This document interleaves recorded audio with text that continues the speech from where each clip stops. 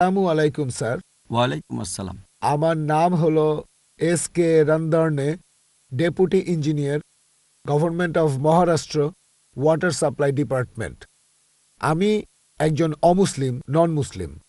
আমার প্রশ্নটা হলো যে আমাদের এই পৃথিবীতে কেন এত ধর্ম সৃষ্টি হয়েছে? আমাদের চারপাশে এত বেশি ধর্ম কেন?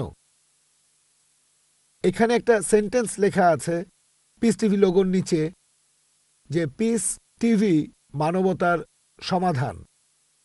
এখানে আমার মতামত হলো এই, যে শান্তির জন্য জ্ঞান আর বিজ্ঞতার প্রয়োজন।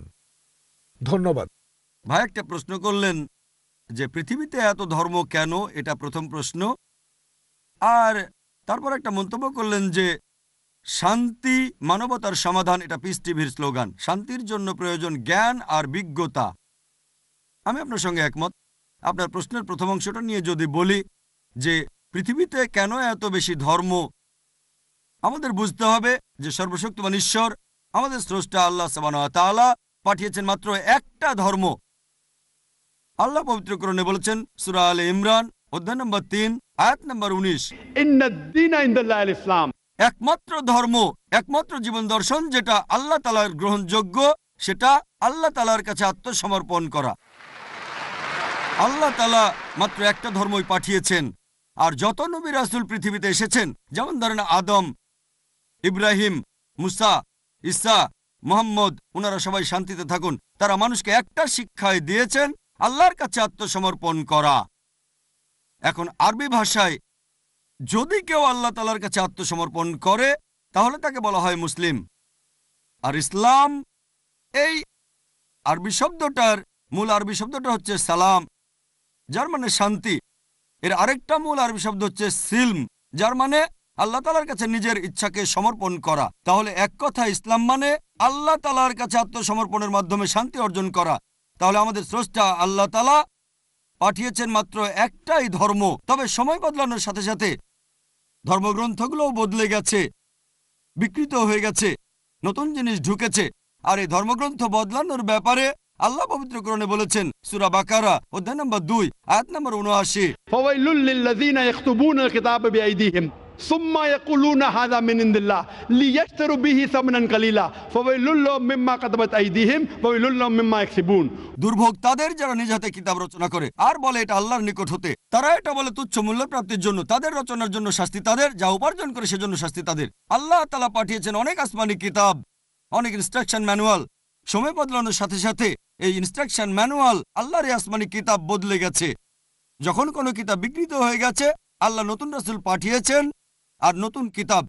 এইভাবে অনেক দিন চলেছে। তারপর আল্লাহ পাঠালেন সর্বশেষ ও চূড়ান্ত নবী মুহাম্মদ সাল্লাল্লাহু আলাইহি সাল্লামকে, আর সর্বশেষ ও চূড়ান্ত আসমানি কিতাব কোরআন নাজিল করলেন। এর আগে যেসব নবী রাসূল এসেছিলেন, আমাদের প্রিয় নবী মুহাম্মদ সাল্লাল্লাহু আলাইহি সাল্লাম বলেছেন যে আল্লাহ তাআলা এই পৃথিবীতে 1,24,000 নবী রাসূল পাঠিয়েছেন। পবিত্র কোরআনে মাত্র 25 জনের নাম বলা হয়েছে, অন্যদের নাম আমরা জানি না। হতে পারে একজন প্রশ্ন করেছিল, আপনি কি মনে করেন, একজন হিন্দু আমাকে এই প্রশ্নটা করেছিল, আপনি কি রামকে আল্লাহর রাসূল বলে মানেন, অথবা শ্রীকৃষ্ণকে কি আল্লাহর রাসূল বলে আপনি মানেন?